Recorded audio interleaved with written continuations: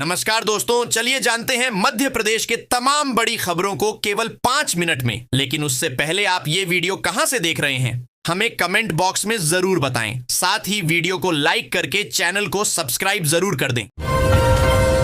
मुख्यमंत्री डॉक्टर मोहन यादव ने हाल ही में दावोस की यात्रा की। यहां वे वर्ल्ड इकोनॉमिक फोरम 2026 में शामिल हुए। दावोस यात्रा के संबंध में सीएम मोहन यादव ने विस्तार से जानकारी साझा की है। उन्होंने कहा, दावोस में वर्ल्ड इकोनॉमिक फोरम 2026 में मुझे मध्य प्रदेश का प्रतिनिधित्व करने का अवसर मिला। यह यात्रा मेरी नहीं बल्कि मध्य प्रदेश के 8.5 करोड़ नागरिकों की आकांक्षाओं की यात्रा थी। दावोस के वैश्विक मंच पर हमने दुनिया को यह संदेश दिया कि मध्य प्रदेश भरपूर संभावनाओं का प्रदेश है।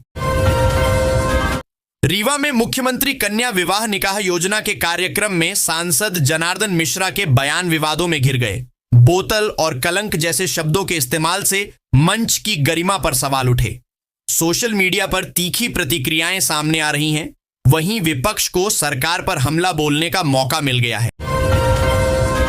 मध्य प्रदेश की लाडली बहना योजना से जुड़ी महिलाओं के लिए एक बड़ी और राहत भरी खबर सामने आ रही है। सरकार की ओर से ऊर्जा मंत्री प्रद्युम्न सिंह तोमर ने कहा कि जल्द ही प्रदेश की लाडली बहनों के बैंक खातों में 1,750 रुपए की राशि अंतरित की जाएगी, जो सरकार के महिला सशक्तिकरण के संकल्प को दर्शाती है। प्रदेश में मतदाता सूची के शुद्धिकरण के लिए चलाए जा रहे विशेष गहन पुनरीक्षण SIR का दूसरा चरण गुरुवार को पूरा हो चुका है। इस प्रक्रिया के तहत मध्य प्रदेश में पहले चरण के बाद प्रारूप मतदाता सूची से 42.74 लाख नाम हटाए गए थे। इसके बाद 23 दिसंबर से 20 जनवरी तक नाम जोड़ने और हटाने के लिए दावा आपत्ति की प्रक्रिया चली, जिसमें कुल 8.90 लाख आवेदन प्राप्त हुए। MP के भोपाल शहर में 10,000 करोड़ रुपए की शत्रु संपत्ति की जांच होगी। नवाबी संपत्ति के नाम पर अवैध हस्तांतरण और खरीदी फरोख्त किए जाने की शिकायत हुई है। यह जांच कलेक्टर की 7 सदस्यीय समिति करेगी। इसमें ADM और सभी SDM इसमें शामिल है। नवाबी और शत्रु संपत्ति से जुड़ी शिकायतों पर भी समिति सुनवाई करेगी। सदियों से घरों की शोभा और परंपरा का प्रतीक रही चांदी अब पूरी तरह नए अवतार में सामने आ गई है। साल 2025 में चांदी ने ऐसा उछाल दिखाया कि उसने सोने को भी पीछे छोड़ते हुए निवेशकों की पहली पसंद का रूप ले लिया। एक ही साल में चांदी करीब 3 गुना महंगी हो गई और इसके दामों में 1,83,500 रुपए प्रति किलो की ऐतिहासिक बढ़ोतरी दर्ज की गई। मुख्यमंत्री मोहन यादव ने आनंद उत्सव राहगिरी 2026 का उद्घाटन करते हुए दीप प्रज्वलित किया और फिटनेस गतिविधियों में भाग लिया। उन्होंने बैलगाड़ी की सवारी की, लाठी घुमाई का प्रदर्शन किया और सभी उम्र के नागरिकों से बातचीत की। मुख्यमंत्री यादव ने सड़क सुरक्षा को बढ़ावा देने के लिए हेलमेट वितरित किए, बच्चों को उपहार दिए और किसानों को सम्मानित करते हुए स्वास्थ्य, संस्कृति और सामुदायिक भावना को उजागर किया। प्रधानमंत्री नरेंद्र मोदी ने जनवरी माह के अंतिम रविवार को प्रसारित अपने लोकप्रिय रेडियो कार्यक्रम मन की बात में मध्य प्रदेश के पन्ना जिले के बीट गार्ड जगदीश प्रसाद अहिरवार के उल्लेखनीय कार्यों की खुलकर सराहना की। यह सम्मान न केवल एक समर्पित वनकर्मी की मेहनत का प्रतीक है, बल्कि जमीनी स्तर पर कार्य कर रहे हजारों कर्मठ वन कर्मचारियों के योगदान को राष्ट्रीय पहचान दिलाने वाला क्षण भी है। मध्य प्रदेश माध्यमिक शिक्षा मंडल ने इस साल फरवरी-मार्च में होने वाली 10वीं और 12वीं बोर्ड परीक्षाओं को लेकर तैयारियां पूरी कर ली हैं। इस बार नकल रोकने के लिए कई कड़े फैसले लिए गए हैं। MP बोर्ड परीक्षा में पेपर लीक रोकने के लिए तगड़ी सुरक्षा व्यवस्था की गई है, ताकि एग्जाम में किसी भी तरह नकल प्रकरण और गड़बड़ी रोकी जा सके। MP बोर्ड द्वारा एग्जाम में चीटिंग रोकने के लिए खास इंतजाम किया है। पेपर लीक से बचने के लिए इस बार प्रश्न पत्रों की डबल पैकिंग होगी। प्रश्न पत्र सील्ड बॉक्स में लोहे की पेटी में रखे जाएंगे, जिसे परीक्षा वाले दिन सीधे एग्जाम हॉल में ही खोला जाएगा। पश्चिमी विक्षोभ के चलते पहाड़ों पर हुई बर्फबारी के बाद मध्य प्रदेश एक बार फिर ठंड की चपेट में आ गया है। प्रदेश के उत्तरी हिस्सों में कोहरा और कोल्ड डे जैसे हालात बन रहे हैं। वहीं रात के साथ साथ दिन के तापमान में भी तेजी से गिरावट दर्ज की गई है। मौसम विभाग के अनुसार आज और कल यानी 25 और 26 जनवरी को प्रदेश के अधिकतर इलाकों में कड़ाके की ठंड और कोहरे का असर देखने को मिल रहा है, जबकि 27 और 28 जनवरी से मौसम पलटने के साथ साथ सूबे के अधिकतर इलाकों में मावठी बारिश की चेतावनी दी गई है। सुप्रीम कोर्ट के आदेश पर मध्य प्रदेश के धार जिले में स्थित भोजशाला में बसंत पंचमी पर हिंदू समाज ने दिन भर पूजा अर्चना की, जबकि जुमे की नमाज के वक्त मुस्लिम समुदाय को प्रशासन की गहन निगरानी में नमाज अदा कराई गई। अब इस मामले में मुस्लिम पक्ष की ओर से पढ़ाई गई नमाज पर आपत्ति दर्ज कराई है। कमाल मौला वेलफेयर सोसाइटी के अध्यक्ष और सुप्रीम कोर्ट में मामले के याचिकाकर्ता अब्दुल समद ने प्रशासन पर भेदभाव का आरोप लगाते हुए डमी नमाज पढ़वाने की बात कही है। उन्होंने कहा कि मस्जिद में ऐसे लोगों को नमाज पढ़वाई गई जो धार के स्थानीय निवासी ही नहीं थे। गणतंत्र दिवस के अवसर पर 26 जनवरी को लाल परेड मैदान में मुख्य समारोह का आयोजन किया जाएगा।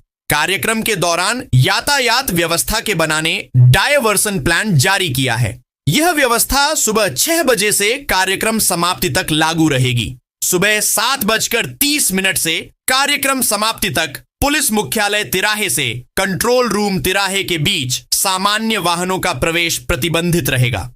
रोशनपुरा, भारत टॉकीज, टीटी नगर, रेलवे स्टेशन और बस स्टैंड की ओर जाने वाले वाहनों के लिए वैकल्पिक मार्ग निर्धारित किए गए हैं। उत्तर प्रदेश में चल रहे माघ मेले के दौरान शंकराचार्य अविमुक्तेश्वरानंद सरस्वती को लेकर विवाद, अपमान और संतों को स्नान से रोकने की घटना से अन्य संतों में नाराजगी बढ़ने लगी है।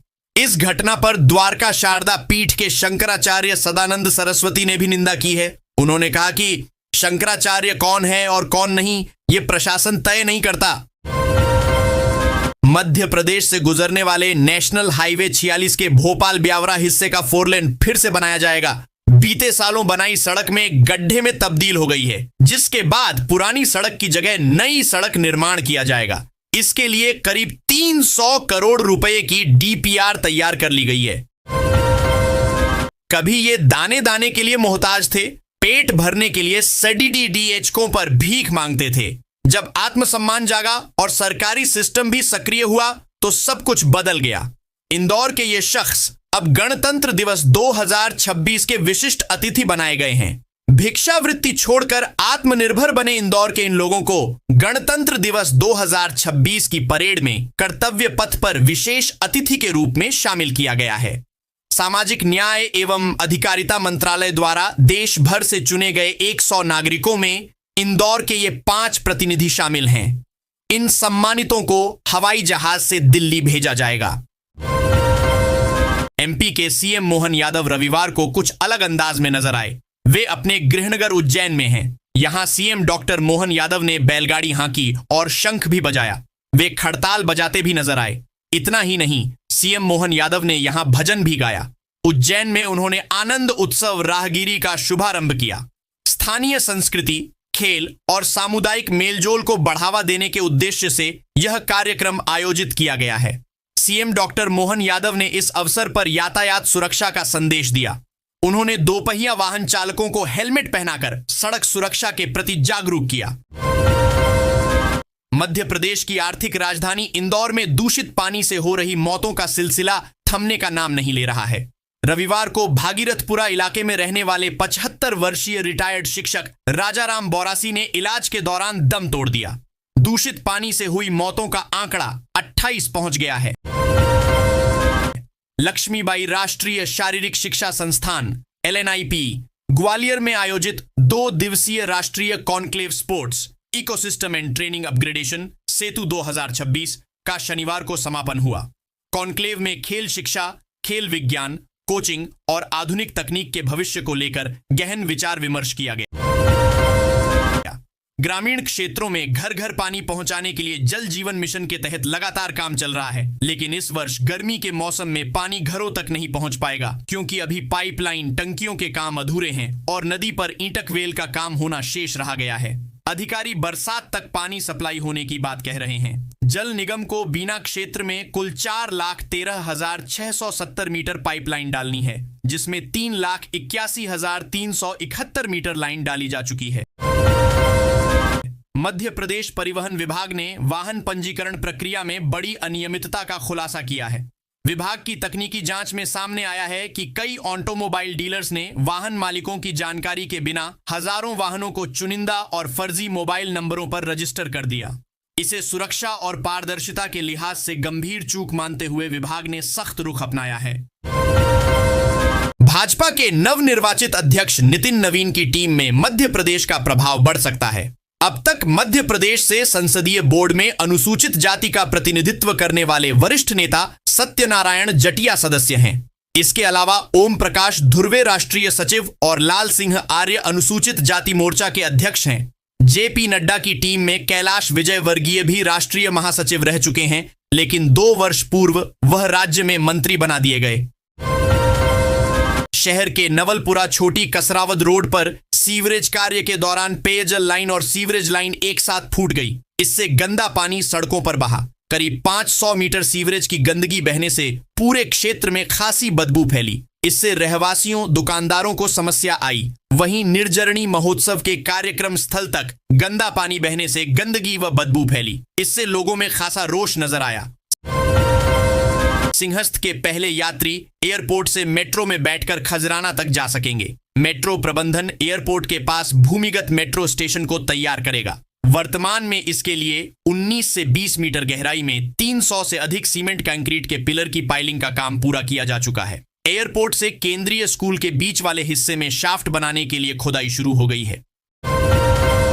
इंदौर शहर के शासकीय अस्पतालों में इलाज के लिए बड़े बड़े दावे तो किए जाते हैं, लेकिन हकीकत यह है कि यहां पर्ची बनवाने से लेकर जांच करवाने और इलाज मिलने तक मरीजों को परेशानी का सामना करना पड़ता है। हालात ये है कि गंभीर बीमारी या आपात स्थिति में बड़ी संख्या में मरीज पहले शासकीय अस्पताल पहुंचते हैं, लेकिन कुछ ही समय बाद वे निजी अस्पतालों में रेफर करवा लेते हैं।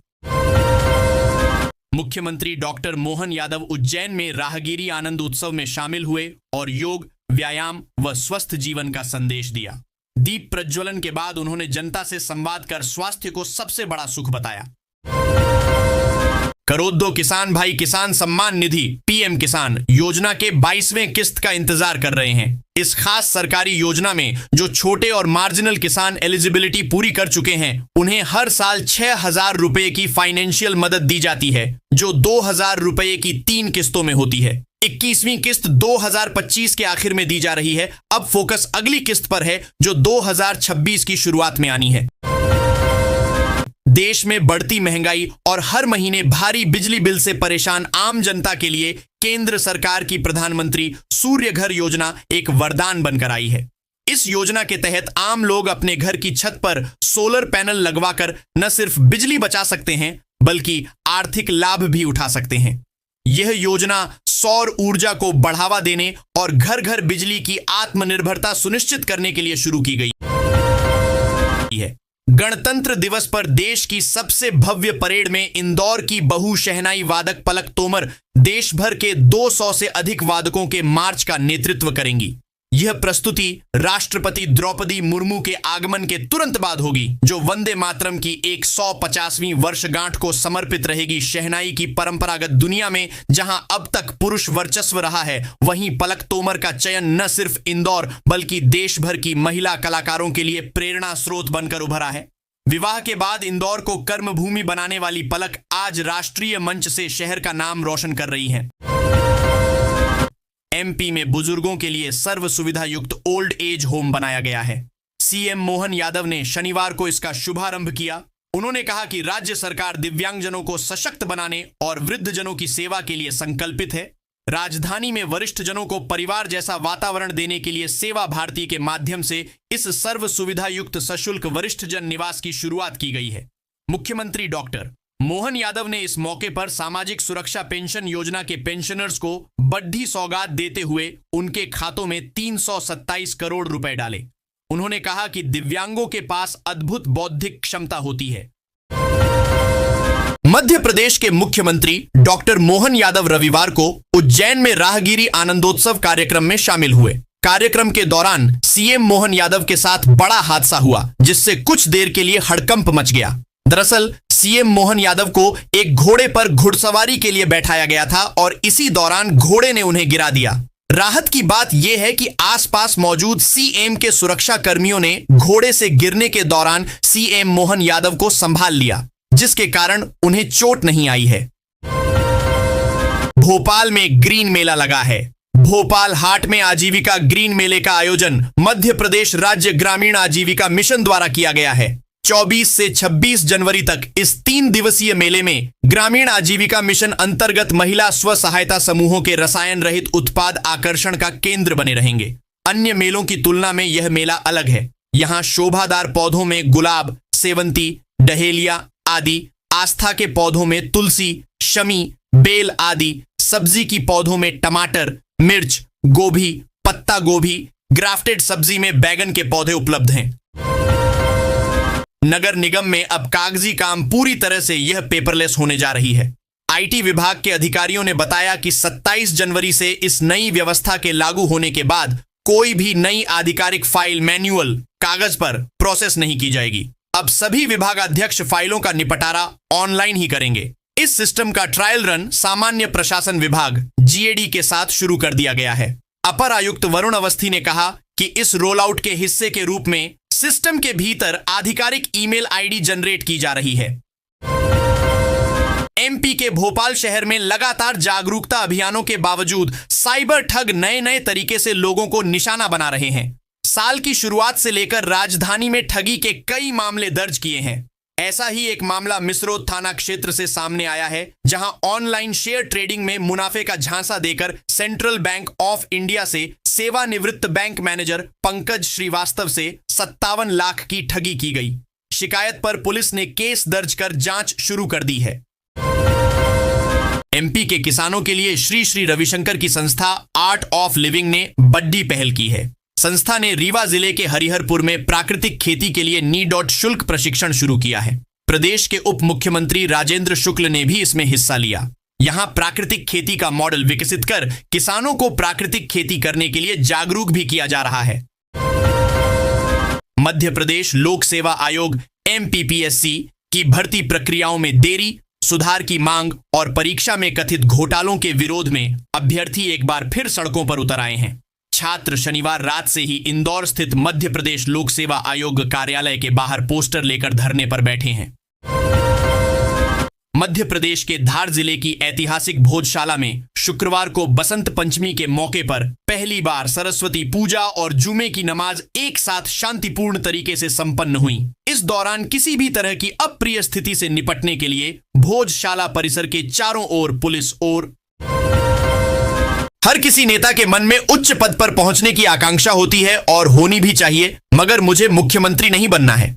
कांग्रेस की सरकार बननी चाहिए, बस यही एकमात्र ध्येय है। इसे लेकर अपने पूरे सामर्थ्य के साथ काम कर रहा हूं। इसमें सभी का सहयोग मिल रहा है। भले ही कोई कुछ भी कहे, पर हम एकजुट हैं और चरणबद्ध तरीके से आगे बढ़ रहे हैं। नई और पुरानी पीढ़ी के बीच सामंजस्य की कमी की बात उठती है, पर ऐसा नहीं है। पूर्व मुख्यमंत्री दिग्विजय सिंह पितातुल्य हैं और अपनी राजनीतिक यात्रा में उनसे बहुत कुछ सीखा है। यह बात कांग्रेस प्रदेश अध्यक्ष जीतू पटवारी ने नई दुनिया से विशेष चर्चा में कही।